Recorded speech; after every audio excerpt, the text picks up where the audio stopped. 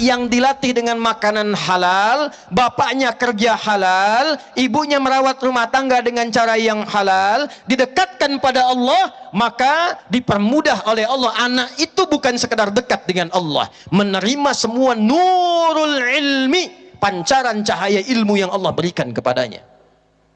Jadi kalau malam ini bapak datang belum hafal Quran, minta sama Allah, ya Allah, anak saya jadi ahli Quran, cucu saya jadi ahli hadis. Kalau bukan bapaknya, ibunya. Kalau tidak bapak ibunya, anaknya. Langkah pertamanya, jangan pernah dapatkan dan berikan pada keluarga kecuali yang Allah dan Rasulnya halalkan. Jelas? Awas, hati-hati. Saya ulangi dari yang pertama tadi. Sekarang haramnya itu makin banyak. Dan orang makin bersabar dengan maksiat. Ada pencuri motor pemula, sedang dites oleh seniornya. Tuh cepat sana tuh, ada peluang. Ambil tuh, waktu kamu 3 detik. Setelah 4 detik belum jadi tuh. Bos, belum bisa bos. Kata bosnya, sabar terusin. Oh, bayangkan, nyuri motor, sabar. Orang maksiat bisa sabar, kenapa kita mengaji tidak sabar? Orang cari yang haram pakai kata sabar, kenapa kita dapatkan yang halal? Kita kehilangan kata itu. Maka yang pertama, pastikan semua yang kita konsumsi halal. Awas, hati-hati. Yang dibawa ke rumah harus yang dimakan harus Kalau ada pelajaran yang susah diserap, susah diingat, maka cek apa yang dimakan tadi itu. Apa yang dilakukan? Kalau ada anak bapak ibu susah diminta sholat, susah diminta ngaji, jangan marahi anaknya dulu. Istighfar orang tuanya. Apa yang didapatkan oleh anak saya ini sehingga dia sulit didekatkan dengan Allah Subhanahu wa ta'ala. 1. 2. Nih, yang terakhir tuh cabangnya masih banyak, tenang aja tuh. 2. Kalau sudah mulai ingin jadi baik, ingin mencetak ulama, maka awali dengan manhaj yang sama, cara yang sama, metode yang sama, yang diajarkan oleh Nabi pada sahabat, sahabat ngajarkan pada tabi'in, tabi'in ngajar pada tabi'ut tabi'in. Dicantumkan cara ini oleh Al-Imam Al-Bukhari, dan beliau sudah mempraktikkan ini sendiri. Bapak ibu yang punya kitab Fathul Bari, awas, karya Ibnu Hajar Al-Asqalani, 16 jilid, lihat jilid yang pertama. Keberkahan yang pertama ini bahkan bukan hanya mengabulkan doa, tapi menghilangkan kesulitan yang telah lama. Ini saya sebelum bacakan hadisnya, saya berikan satu dulu informasi penting. Bu, sini nih. Imam Al-Bukhari itu bukan nama asli. Nama aslinya Muhammad. Siapa? Punya bapak namanya Ismail. Punya kakeknya Ibrahim. Kakek buyutnya Al-Mughirah, eyang buyutnya Al-Bardizbah. Tinggal di kecamatan Ju'fah, Kabupaten Bukhara, Provinsi Khorasan, negaranya Uzbekistan sekarang. Kalau ada non-Arab atau dari tempat di luar wilayah Arab yang viral, ingin memperkenalkan diri bahwa Islam sudah sampai ke tempat saya, atau saya bukan orang sini, maka rumusnya tambah al di depannya, ujungnya ganti dengan i. Contoh, ada Syekh Yasin dari Padang, musnid dunia ahli hadis, datang ke Mekah. Beliau mengatakan, ana Yasin al-Padangi. Saya Yasin dari Padang. Pak Wali misalnya dari Tasik, Pak Asep Sukmana dari Singaparna, contoh, ana Asep al-Singaparnai. Ini dari Bukhara, maka beliau mengatakan, ana Muhammad al-Bukhari. Imam Al-Bukhari itu lahir, tumbuh, ayahnya sudah meninggal. Usia 2 tahun kurang lebih, wallahu a'lam, masa kecilnya matanya buta permanen. Tapi beliau melakukan amalan yang disampaikan oleh hadis Nabi ini. Lalu ibunya sebelumnya mengondisikan, dikirimkan beliau ke kutab untuk mengaji, dibimbing oleh asisten. Datang ke kutab karena ibunya salihah, bapaknya saleh, nggak pernah cari kecuali dari yang halal, menyiapkan dengan cara yang halal. Maka Allah ganti penglihatan matanya yang tak nampak, dengan ingatannya yang kuat yang bersumber dari hatinya. Imam Al-Bukhari tidak pernah dibacakan apapun kecuali selesai dibacakan langsung ingat, langsung hafal.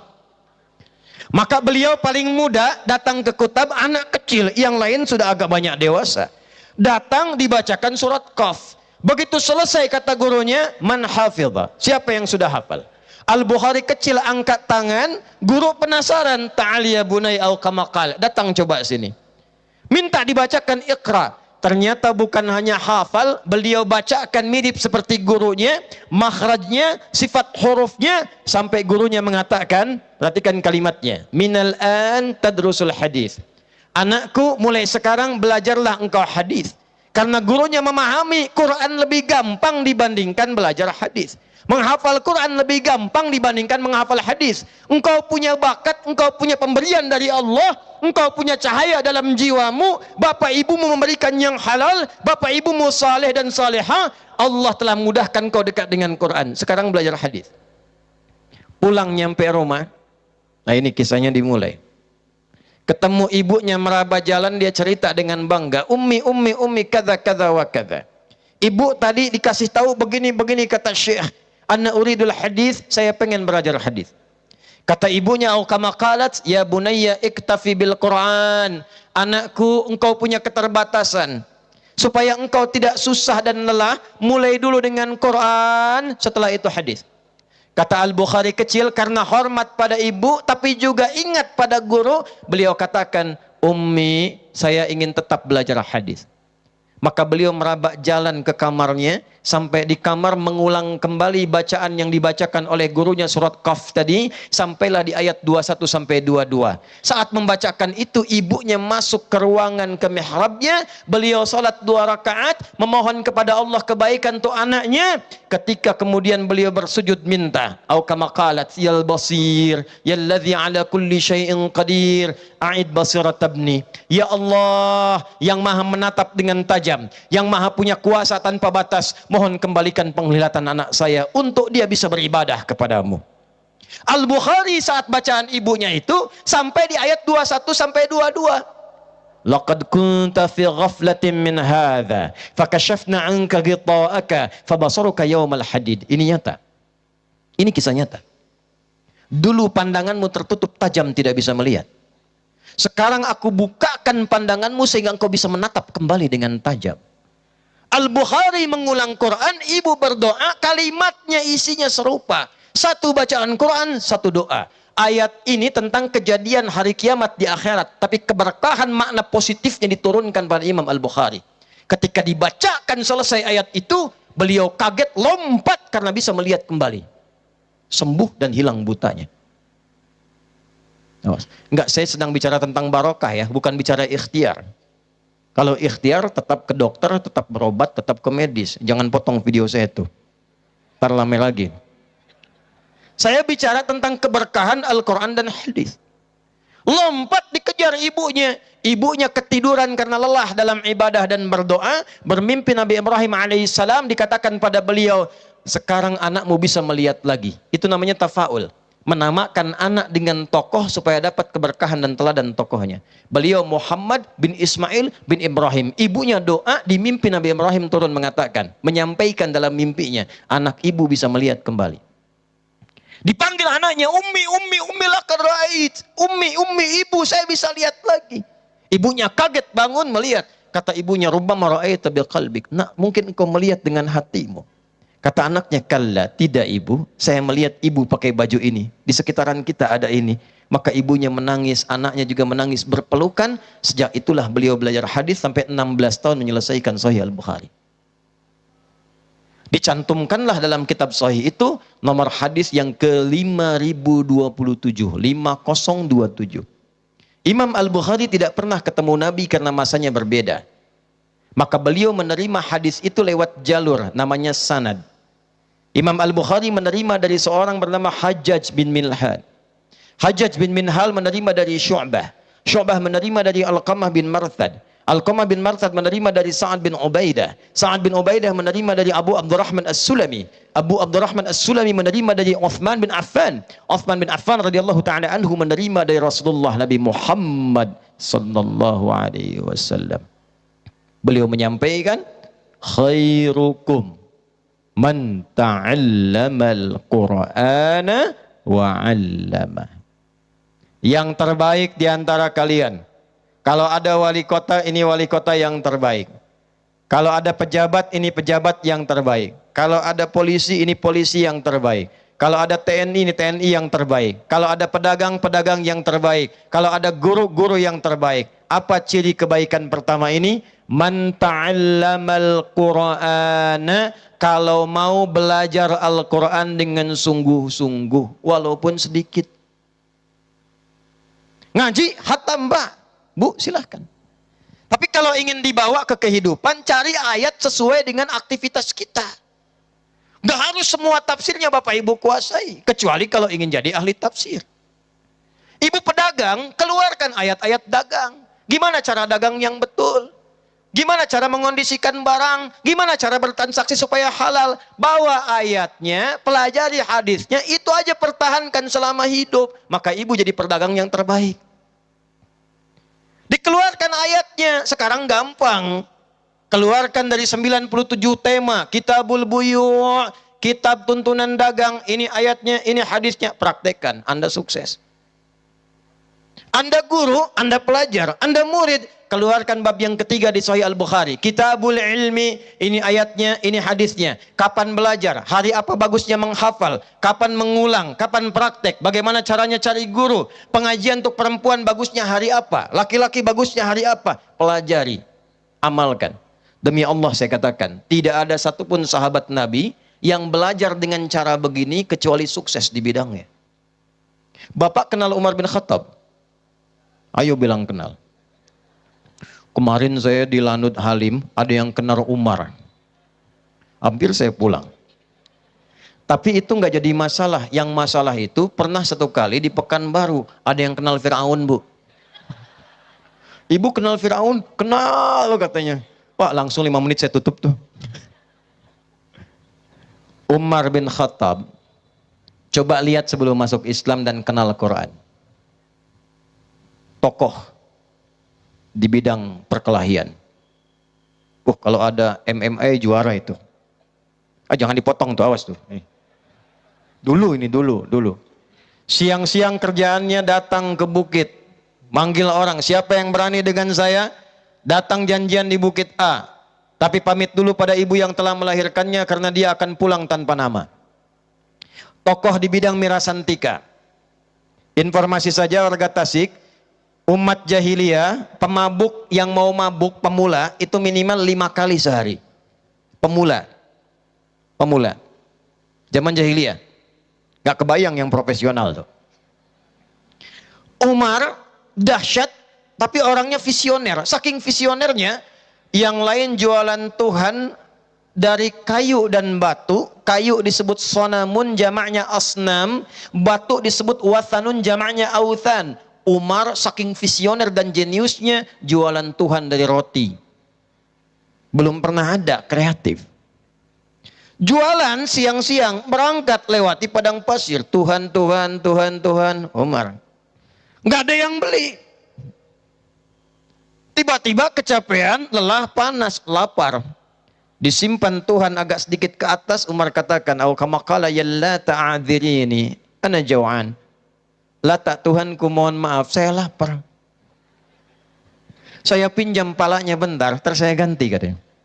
Dimakanlah kepala Tuhan tuh. Kepala Tuhan dituang, Mbak. Jalan lagi, tangan habis. Jalan lagi, perut habis. Habis semua sampai kaki. Itulah sebabnya setelah masuk Islam, Umar sering senyum sendiri karena ingat peristiwa itu. Apa yang menjadikan Umar berubah jadi hebat seperti sekarang? Pakar di bidang militer, pakar di bidang pendidikan, ahli di bidang belusukan. Kalau ingin belajar belusukan yang bagus, buka riwayat Umar bin Khattab. Itu sukses belusukan tanpa kamera. Umar jalan. Memang belum ada kamera waktu itu. Ya, memang belum. Catat, jangan dipotong, catat. Memang belum ada kamera. Lewat Umar, satu kampung, dengar anak menangis. Anak banyak, ibunya goreng-goreng sambil baca syair. Kalau bahasa kita mah gini, dasar khalifah senang-senang di istana, rakyatnya kelaparan, hanya goreng pasir dan batu untuk menenangkan anaknya. Umar lewat. Begitu dilihat betul yang digoreng-goreng itu ternyata pasir dan batu. Hanya untuk menunjukkan pada anak, mama lagi masak, tunggu sebentar. Nangis sampai capek tidur. Umar lewat, dengar itu, langsung pergi ke Baitul Mal, bawa gandum, ajudan nyusul di belakang. Umar bawa ke pundaknya, ajudan mau ngambil, kata Umar jangan. Yang dihisab dari rakyatku adalah saya. Maka digendong oleh Umar, datang ke situ, langsung dibantu. Dibantu masak. Dalam masak itu si ibu nggak kenal kalau ini pemimpinnya. Maka Umar masak, ibu masih bersyair. Dasar khalifah senang-senang di istana, orang lain yang bantu saya masakin. Padahal itu Umar. Sampai bangun anak selesai, disuapi makan selesai, Umar pamit memastikan baik, pulang tanpa pernah mengatakan pada ibu itu, ibu dah abite Umar. Tidak. Umar tetap dengan Umarnya, ibu tetap dengan rakyatnya, tapi kisah ini menginspirasi kita bagaimana seseorang bisa berubah jadi hebat dan baik. Gitu Pak. Apa salah satunya? Quran Pak. Bu. Umar itu cuma dengan 2 huruf di Quran berubah. Tergetar hatinya. Getaran yang sangat dalam. Berangkat dengan pedang terhunus ingin mencari seorang Muhammad sallallahu alaihi wasallam. Di jalan ketemu orang menyampaikan mau kemana Mar? Ketemu Muhammad. Ngapain? Mau saya bunuh. Apa Umar nggak tahu saudari kamu masuk Islam? Apa? Berangkat ke tempat saudarinya. Tiba-tiba sayup-sayup dengar begitu dekat di pemukiman tempat dia tinggal. Dekat pintunya terdengar 2 huruf saja. Toha. 2 huruf. Umar yang keras dengar 2 huruf, bergetar hatinya. Getaran ini bukan getaran cinta dan bukan getaran seorang pengendara tanpa helm melihat polisi di kejauhan. Getaran iman. Getaran iman. Oh jadi ingat polisi saya, luar biasa itu. Ya. Saya dulu, aduh saya juga banyak teman di Tasik ini di Arkom. Mana ada alumni Arkom. Jadi saya lulus di Garut, Pasar Rebo tuh. Bonceng sama temen. Ya. Begitu lewat, cerita yang lain aja deh. Ya. Kena tuh. Pinter juga tuh ada orang ya. Siap. Kenapa Bapak melanggar lalu lintas? Tahu ini lalu lintas? Tahu Pak? KTP ada? Ada Pak. SIM ada? Ada Pak. Kenapa Anda melanggar? Saya tidak tahu ada Bapak. Ini masyarakat ada-ada aja ini ya. Kalau melanggar akui saja. Terangkan apa adanya. Polisi itu banyak yang baik-baik. Saya ngajar di Sespim, ngajar di Spolwan, yang baik banyak. Kadang didorong jadi tidak baik karena pengendaranya itu suka menyampaikan yang tidak ada hubungan. Ditanya, badai ke mana Bu? Dikeluarin 5.000. Itu yang salah. Ditanya mau kemana? Jawab badai ke mana? Kasih ngaparna Pak. Oh sanes waktas kangge helmnya Bu. Iya Pak, tapi kerudung saya tuh lebih terhormat. Iya. Cuman tetap pakai helm. Nah jadi kadinya itu Umar 2 huruf Toha, getar hatinya. Itu cuma 2 huruf. Ma anzalna 'alaikal Qur'ana litashqa. Langsung berubah, tobat, syahadat, masuk Islam, namanya dikenal sampai sekarang sebagai orang baik. 2 huruf langsung berubah. Anda Yasin sampai tamat gak rubah-rubah. Al-Kahfian gak tuntas-tuntas tuh. Kenapa gak berubah? Nah, cara ngajinya, cara belajarnya. Umar lewat. Jadi nyari mushaf mau lihat surat Toha tuh. Toha berubah. Itu Quran. Makanya ngajinya bagaimana? cari guru yang benar, ngajarkan yang benar, tajwid yang benar, makna yang benar. Saya menyampaikan sanad bukan saya ingin tunjukkan pada Bapak Ibu saya hafal sanad, naudzubillah, bukan. Saya ingin menyampaikan urutan ini untuk Bapak Ibu tahu cara belajar mereka gimana. Kata Abu Abdurrahman As-Sulami, akhadnal Qur'ana an aqwamin. Kami ini kalau belajar Quran dari para sahabat, nggak banyak-banyak, sesuai yang kami butuhkan, paling banyak 5, paling maksimal 10. Kami bacakan dengan benar, kami pelajari isinya, kami pahami maknanya, kami amalkan artinya, kami belajar ilmu dan amal sekaligus. Nah, itu cara belajarnya. Yuk di Tasik masa tidak ada yang ahli Quran yang bisa kita wujudkan? Bagus, makhrajnya seperti tadi, sifat hurufnya, tajwidnya. At-tajwidu lughatan al-ityanu bil jayyidi wastilahan ilmun yu'rafu bihi wa mustaqam nasaftahu min as-sifati wal mududi wa ghairi dzalika kat tarqiqi wa tafhimi wa nahwihima. Ma ghayatu ilmu tajwid ghayatu bulughun nihayati fi itqani lafzil qur'ani alamatul qiyam al ahrat nabawiyyah tafsihiyati wa qila ghayatuhu saunul lisani anil khata'i fi kitabillahi ta'ala. Belajar yang benar sifat hurufnya, kapan tipis, kapan tebal, kapan panjang, aturannya ada. Jangan terfokus pada lagu, karena kalau sudah ada tajwid, irama akan ikut. Quran itu mukjizat. Begitu Bapak Ibu bacakan sesuai tajwid, maka akan keluar irama sesuai dengan keadaan dirinya. Itulah dahsyatnya Quran. Gak usah konsen ke lagu. Saya itu paling sakit telinga kalau dengar orang lagunya bagus tapi tajwidnya berantakan. Karena intinya bukan di lagunya, intinya itu ada pada tajwidnya. Karena itu tidak benar baca Quran pakai irama-irama di luar bagian dari hasil tajwid. Dulu zaman Nabi banyak, ada 16 irama dipakai itu mengiringi syair. Ntar kalau saya bilang musik rame lagi. Ya. Tawilun lahu dunal buhuri fadailu fa'ulun mafa'ilun fa'ulun mafa'ilu.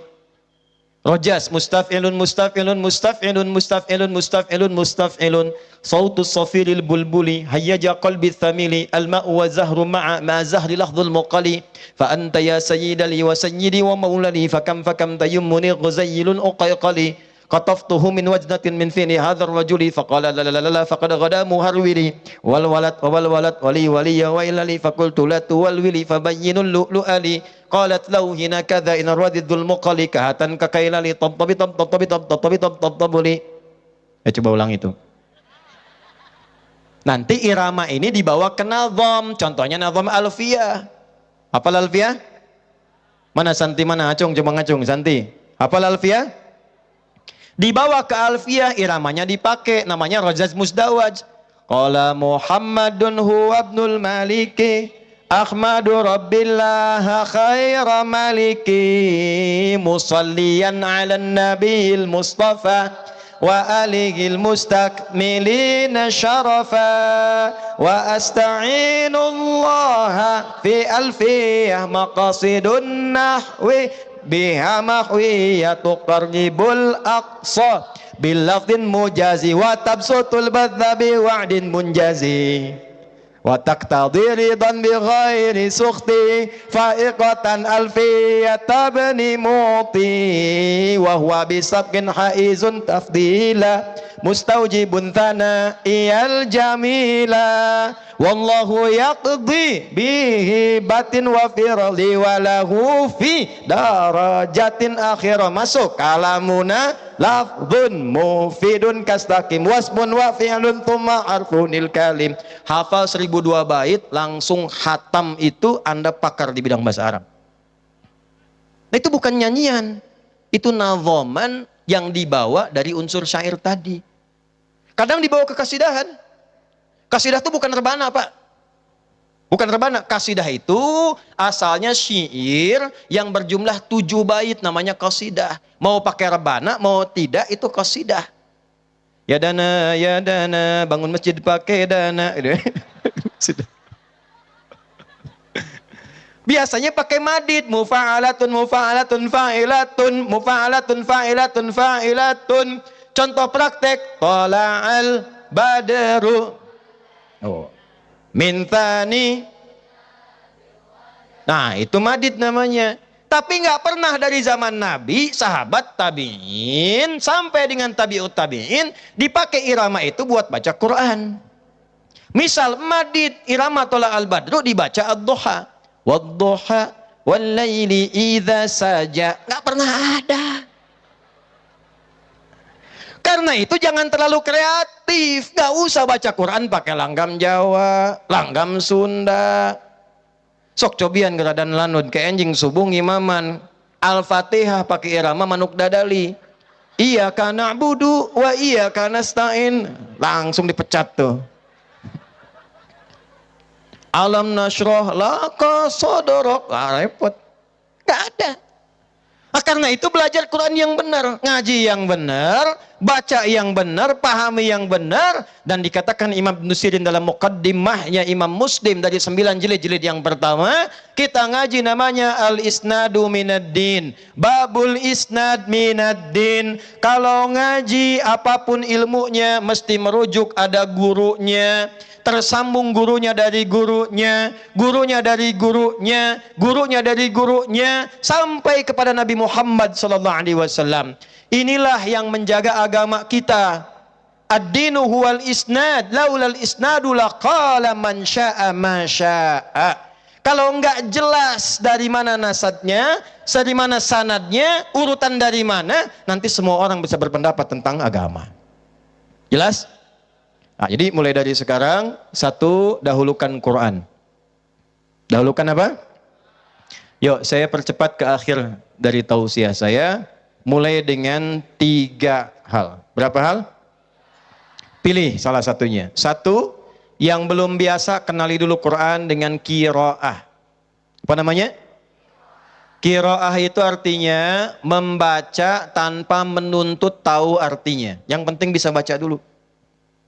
Qiraatun, dari kata qara'a yaqra'u qiraatan, ikra, baca walaupun tak tahu arti. Makanya dari kecil kita ngaji, ada yang qiraati, ada yang ikra, ya, dibaca, ya kan? A fata a, fa fata fa, lam doma u, lu, apa lu, ya kan? Ikra tuh. Kalau sudah bisa baca, pindah namanya tilawah. Apa namanya? Tilawah itu baca, pahami, amalkan. Nah, ibu-ibu ini nggak usah tinggi-tinggi ngajinya. Ibu baca, keluarkan ayat tentang jati diri ibu. Kalau istri, keluarkan ayat-ayat Quran tentang istri. Kalau jadi ibu, keluarkan ayat-ayat Quran tentang ibu. Bawa ke rumah, teladani isinya. Praktekkan dalam kehidupan dalam rumah tangga. Insya Allah ibu jadi ibu terbaik yang pernah hidup di zamannya. Tidak cukup dengan amin, praktekin dulu. Yang ketiga namanya tahfidz. Apa namanya? Supaya bisa dibawa kemana-mana, gampang, gak capek. Mau pengajian gak harus bawa mushaf, mau ke pasar gak harus bawa mushaf karena sudah hafal ayatnya. Hafalkan sepanjang hayat kita. Yang dilihat bukan berapa banyaknya, tapi usaha kita yang dilihat oleh Allah Subhanahu wa ta'ala.